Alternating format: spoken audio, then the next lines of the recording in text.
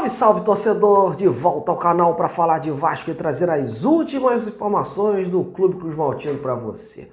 O Vasco tem o seu primeiro grande desafio do ano diante do Fluminense amanhã e será um bom teste aí para a equipe do treinador Fábio Carrilli, que segue invicta no ano, porém no último jogo deixou muito a desejar no empate contra o Volta Redonda. Enquanto isso, fora de campo a diretoria tenta juntar os cacos de mais uma fracassada negociação por atacantes e busca dar a volta por cima. O tempo está se esgotando e a pressão em cima da direção e do departamento de futebol, na figura do Marcelo Santana, aumentou ainda mais diante dessa longa demora em fechar com mais peças para o ataque. Então, olha, isso e muito mais eu vou te contar em detalhes já já. Mas antes, já sabe, eu peço que deixe o like, compartilhe o conteúdo, dê uma moral para o nosso trabalho, se inscreva e fique muito bem informado, beleza? Bom, meus amigos, o Vasco está em Brasília, onde amanhã às 21h30, no Mané Garrincha, mede forças contra o Fluminense. Esse será o primeiro grande desafio do ano, em que pese o Fluminense também não estar lá essas coisas. Mas é um clássico, e é o Fluminense, e isso por si só já toma uma outra dimensão, uma outra proporção essa partida. O grande desafio do Carrilli nessa semana foi justamente reequilibrar o time, ajustar o que ficou ruim diante do Volta Redonda e melhorar o sistema defensivo, que apresentou muitas falhas nessa última partida. Por conta dessa exibição, o Carrilli refletiu bastante e deve aí fazer mudanças na parte ofensiva. Alex Teixeira, por exemplo, não se apresentou bem. Pode começar no banco, porém as opções que o Carrilli tem no banco para a vaga do jogador não são as melhores. O Carrilli quer evitar, por exemplo, de colocar o Paê e o Coutinho iniciando a partida.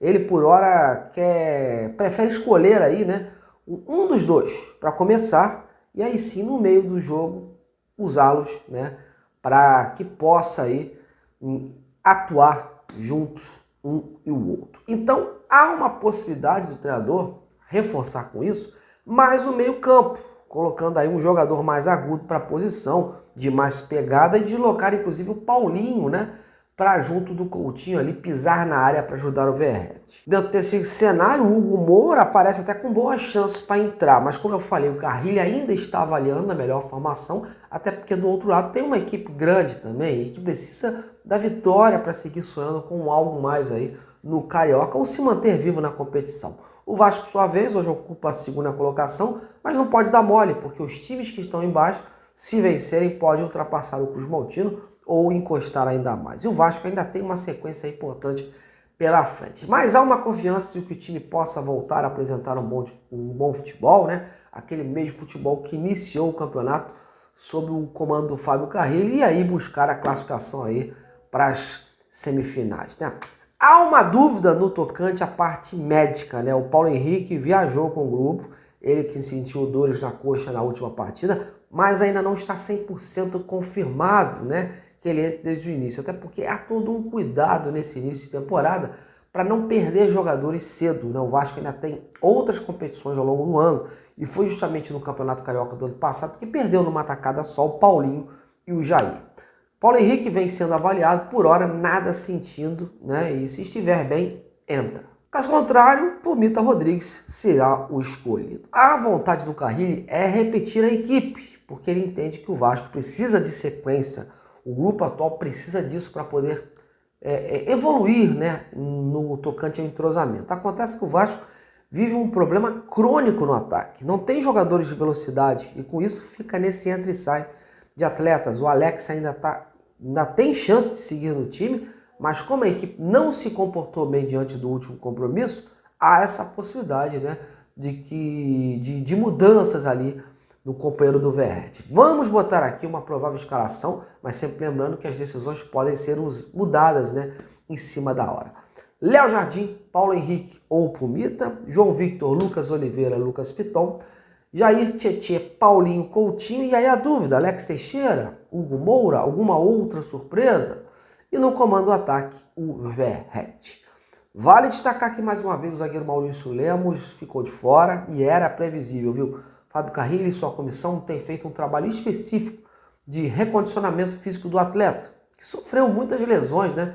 E não atuou muito em 2024 no Atlético Mineiro. Então, como ele ficou muito tempo parado, há um entendimento de que ele precisa de mais preparação para poder ser relacionado. E você está confiante numa vitória do Vasco amanhã nesse clássico? Então, ó, comente e participe. Bom, agora vamos falar da situação fora de campo, né? Muitos questionamentos, né? E a pressão, né?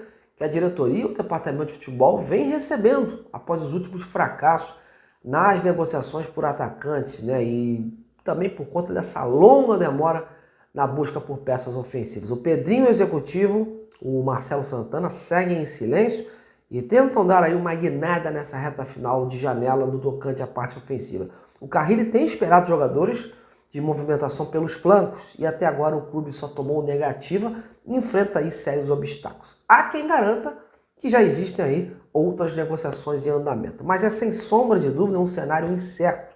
A janela fecha aí no dia 28 de fevereiro e, portanto, o Vasco ainda tem aí mais 24 dias, né, para trazer aí as peças que encorpem esse elenco. Caso contrário, seria um atestado de incompetência e, inclusive, cabeças poderiam rolar aí no departamento de futebol. Porque não se pode reclamar, né, de falta de tempo. Teve tempo e tem dinheiro, porque para oferecer 6 milhões de euros para um jogador internacional, mesmo de forma parcelada, é sinal de que há esse trunfo financeiro na manga para buscar boas contratações. E o ataque do Vasco está sofrível, né? Precisa de peças que sejam indiscutíveis, que cheguem, peguem a camisa e vão para o campo. Está na hora de olhar outros horizontes. O Vasco reformulou sua equipe de scout e a gente espera que esse setor funcione aí auxiliando na busca por esses nomes. Veremos aí se realmente pinta aí na próxima semana ou nas próximas horas novos nomes que estejam em tratativas. Bom, mas antes da gente fechar, vamos falar rapidamente da situação de um outro jogador que está treinando, mas não deve seguir em São Januário, né? O zagueiro Manuel Capasso. O Vasco tem interesse numa negociação do atleta, porém priorizava aí uma venda do jogador. As últimas sondagens vão de encontro com o empréstimo. Mas não está descartado que a direção aceite aí esse tipo de negociação, até porque ficar pagando um jogador que não faz parte dos planos ou que fique ganhando sem jogar, né, é uma bola fora, né? Nos últimos dias apareceram informações de que o Talheres da Argentina estivesse buscando aí o empréstimo do jogador junto ao Vasco. Para esclarecer essa questão, hoje mantive contato com o presidente do Talheres, o senhor Andrés Faci, aquele que na época da 777, né, andou brecando algumas negociações com o Vasco por conta do lado financeiro. E eu perguntei a ele se, com base nessas informações, se o Talheres tinha interesse, né, no empréstimo do Capasso ou se não havia nada em relação a isso. E ele foi bem objetivo. Segundo ele, não há nada. Enfim, óbvio que no futebol o que se diz hoje pode ser outra coisa amanhã. Mas se pintou uma especulação, a gente tem que correr atrás, tem que ouvir a parte envolvida, né? E aí eu fui ouvir o presidente do Talheres, que por hora negou o interesse aí no Manuel Capasso. Vamos aguardar. Bom, galera, tô indo, mas sigo aqui apurando muito mais sobre o Vasco e amanhã a gente está de volta para falar desse clássico. Um grande abraço e até lá!